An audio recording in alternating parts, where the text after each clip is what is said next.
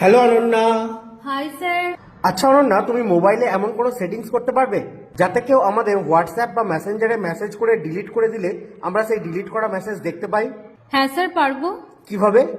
এর জন্য আমাদের প্লে স্টোর ওপেন করতে হবে, এরপর সার্চ করতে হবে WAMR।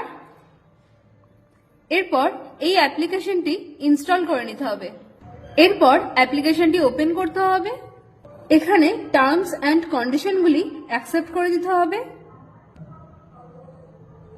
এখানে সমস্ত পারমিশনগুলি অ্যালাউ করে দিতে হবে।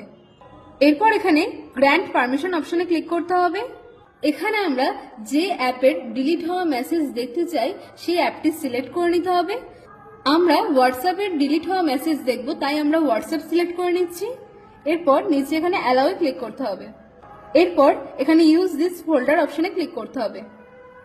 এরপর আমাদের হোয়াটসঅ্যাপে যদি কেউ মেসেজ করে ডিলিট করে দেয়, তাহলে সেই ডিলিট হওয়া মেসেজটি আমরা এই সফটওয়্যারে দেখতে পাবো। এরপর আমরা হোয়াটসঅ্যাপ ওপেন করব। এখানে আপনি যে মেসেজটি পাঠিয়ে ডিলিট করে দিয়েছেন সেটি এখানে দেখাচ্ছে। আপনার ডিলিট করে দেওয়া মেসেজটি দেখার জন্য আমরা অ্যাপটি ওপেন করব। এখানে আপনার ডিলিট করে দেওয়া মেসেজটি দেখাচ্ছে। বাহ, খুব সুন্দর দেখিয়েছো। Thank you sir. ওয়েলকাম।